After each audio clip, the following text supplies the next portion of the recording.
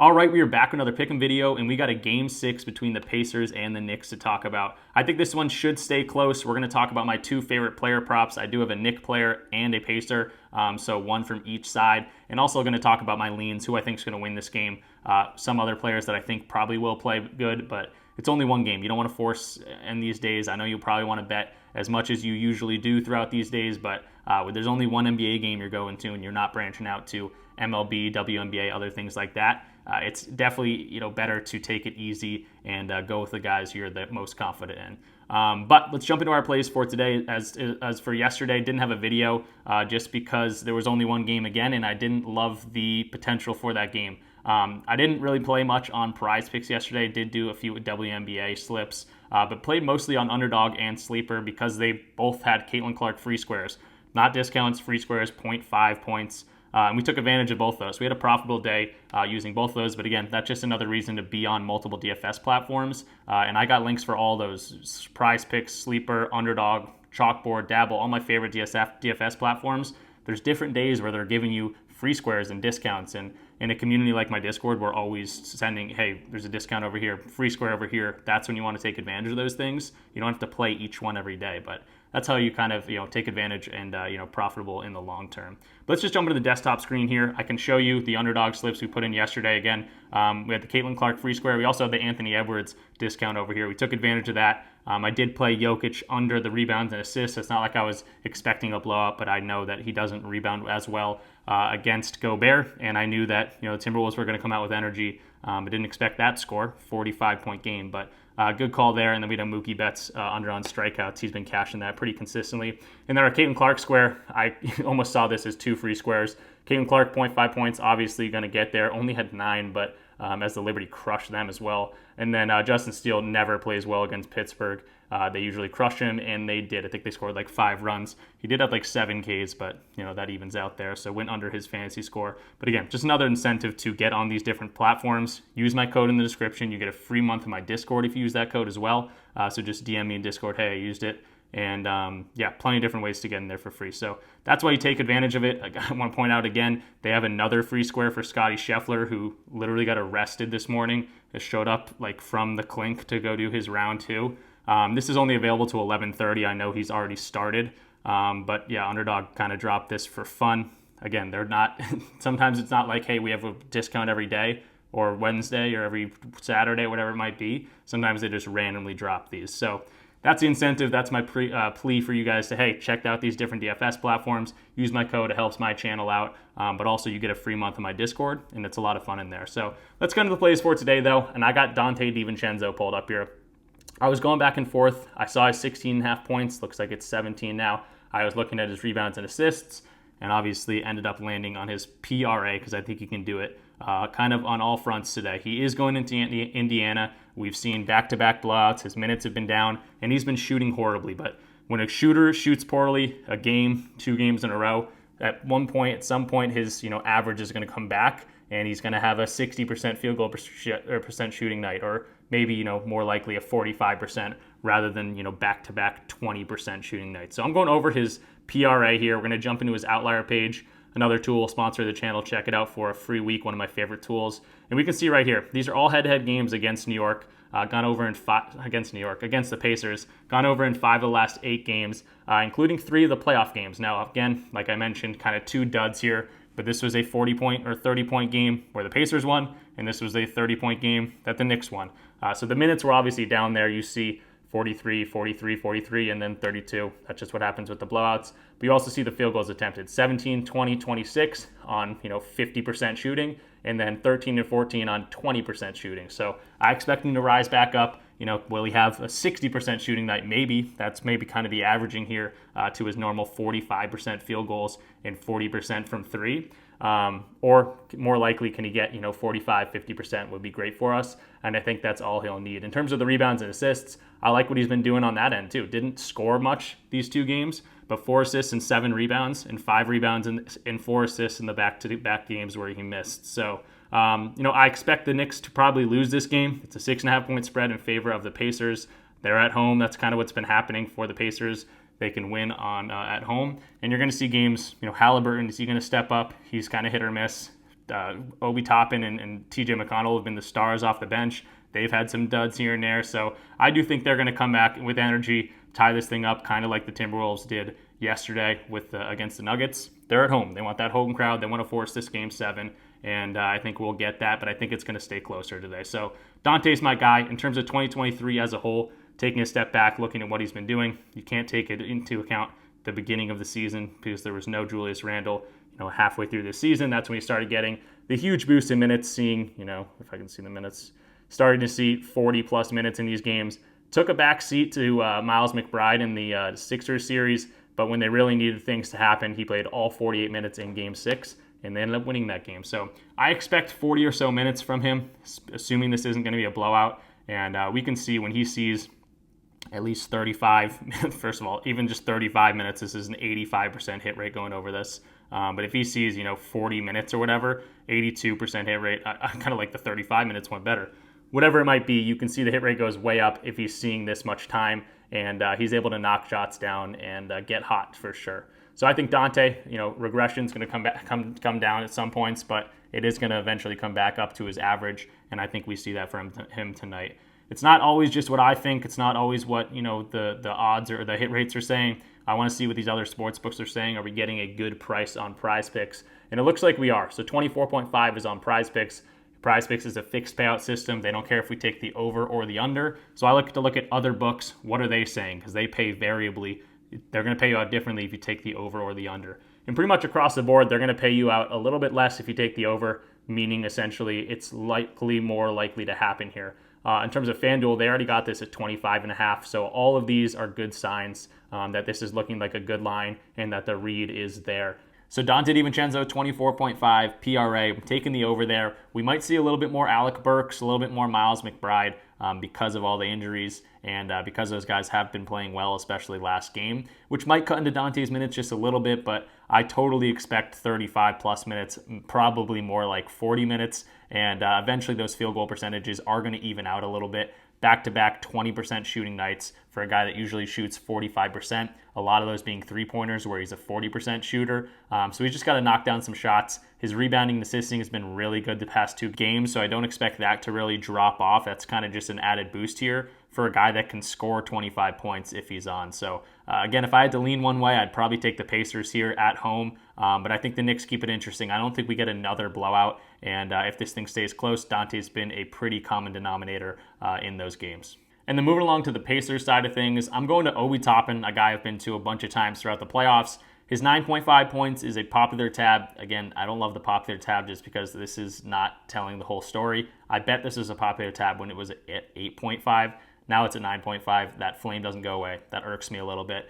But I'm going to go to his 10.5 points and assists. And people always ask me this, oh, Rich, why are you going to, why are you adding the assist here? He doesn't assist that much. He's going to do most of the scoring. Why don't you go to his rebounds? He's a better rebounder. It's because I look into these lines. This has the best odds in terms of PrizePicks right now. And also, he's literally gotten at least one assist in all of the games against the Knicks in this series. So I just like that added potential. If he gets 2 assists, that's like, okay, awesome. Even if he gets 1 assist, we're back to the 9.5 points line. So I like the potential of him getting 2, maybe even 3 assists, and we'll see that in his chart. But yeah, that's the reason I'm going to his 10.5 points and assists rather than just the 9.5 points. So that's going to be Obi Toppin. We're going to jump into his page right here, and I'll quickly just show you his assists if you want that explanation a little bit more. He's had 3 assists, 1 assist, 3 assists, 2 and 2 in the 5 games so far this series. So again, all we need is 1 for this line to make sense. If he gets 2, that's the added bonus that I'm looking for while doing the combo. So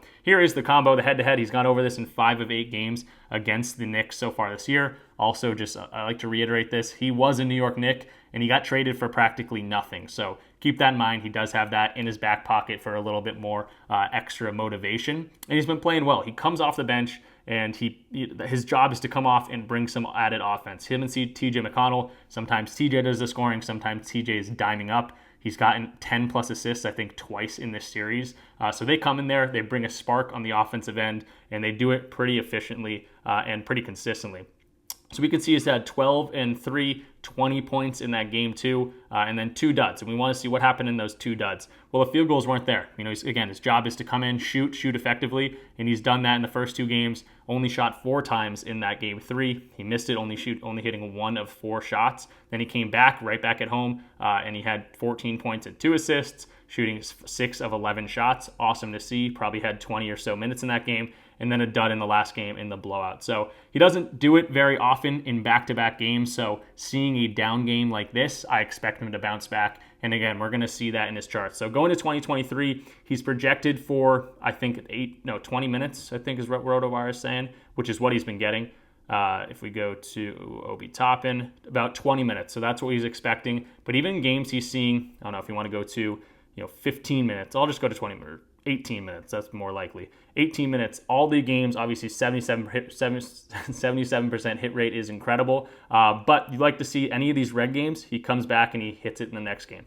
Red game, hits it in the next game. Red game, hits it in the next game. Has not had a back-to-back red game, seeing at least 18 minutes, pretty much since, I don't even know, since December. So that's a pretty good track record. You can see the minutes for him have been pretty consistent. If we just go to games in general, these are all the ones we're more likely to be looking at because it's been playoffs. And we can see his minutes have been pretty consistent at around 19, 18, 20 minutes, whatever he might be. And again, that goes in line with his 20-minute projection. So he's been pretty good in the games they've won. I think he's been a plus in most of those games. Did have a dud at home when they blew him out.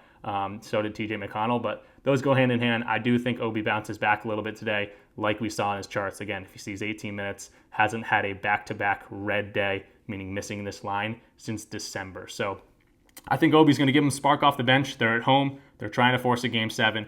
We just saw what the Timberwolves did to the Nuggets. Even though the Nuggets were looking unstoppable, you get that home crowd, that home energy behind you, and sometimes you play really well. So Obi Toppin's got all the extra added motivation, being a former Knick, getting traded for nothing. Now he's got the home crowd behind him, and that's his job. Come off, give some offense off the bench, and I expect that from him tonight. In terms of the odds, I love this as well. Again, 10.5 is the line we're going to on PrizePicks, but the average sportsbooks have this either at 10.5, and I guess they're all at 10.5, but heavily favored. I'm talking minus 135, minus 149 on Sleeper, pretty much across the board, minus 130 or worse value, meaning that if you take the over on those other sites, it's juiced on the over. They're going to pay you out much less because they think it's a little bit more likely to happen. PrizePicks doesn't care if we take the over or the under. That's why I like taking advantage of inefficiencies on PrizePicks. So I'm loving this line. I'm loving both these lines, Dante and Obi. I'd say, put them into a 2-man if you want to do that, or add them to one of your 5-mans if you're betting on MLB, betting on WNBA, esports, whatever it might be. But yeah, these are my favorite 2 plays for today's game. And then in terms of some quick leans, I already mentioned it. I think the Pacers probably do go ahead and win this game. I would expect it to be close. And then in terms of like some other players, I don't know if Hartenstein's going to have another 15-plus rebound game. He's been dominant, and we've seen him do that for a few game stretches. Hasn't been doing it recently, but has been getting the minutes and been dominating in those minutes, especially last game. So that hurts my reasoning to go to any sort of Josh Hart line. Brunson's 34.5 points. I think he could get there for sure, but again, it's on the road, a little bit tougher to do. Really, the guys that I see a little bit of value in, Alec Burks, a guy that's been seeing 20-ish minutes, a guy that hadn't been seeing any time really at all. I think he could go out there and score a little bit. I think I was looking at his 14.5 points and rebounds. Again, it's a lean. It's not something I'm definitely playing, but something I was looking at. And then on the other side of things, we've seen, Neesmith, we got into him a few times, points and rebounds. He's been doing that pretty consistently, especially at home. But against this Knicks team, he's always performed pretty well.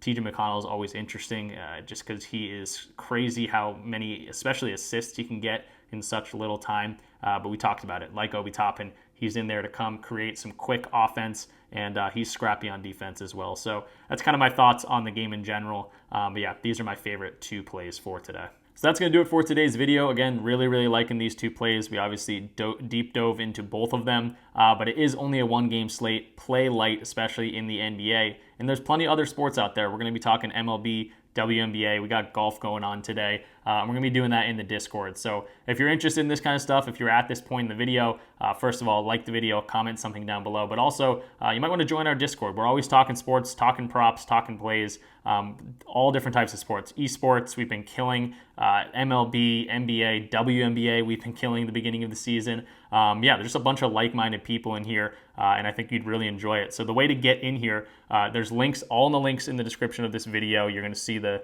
step-by-step process, but essentially you go to this Dub Club link. This is my RichPicks Dub Club link. You just click subscribe there. Once you subscribe, go ahead and link your Discord account to your Dub Club account, and then go ahead and click the link to join the Discord. So very simple, and you'll automatically have access to the premium. If you want to get in here for free, there's plenty of ways to do that as well. That means you can just bypass the Dub Club and just go right to the Discord. You'll only have access to like the general chat and stuff, which obviously not a lot goes on in there. But you can DM me, or if you can't DM me, just hit me up in the message in here. Say, hey, I used one of your codes, and I'll get you right in. In terms of the codes, we talked about at the beginning of this, PrizePicks, Underdog, Chalkboard, Sleeper, Dabble, they're all my favorite DFS platforms, and there's reasons to be on them. It's not just, hey, use my code so I can get some money. It's because there's discounts and free squares that we can take advantage of, and we do take advantage of those as a community every time they come up. So, you know, Underdog has the Scheffler free square right now, 0.5 whole, like it's a free square. It's not a discount, it's a free square,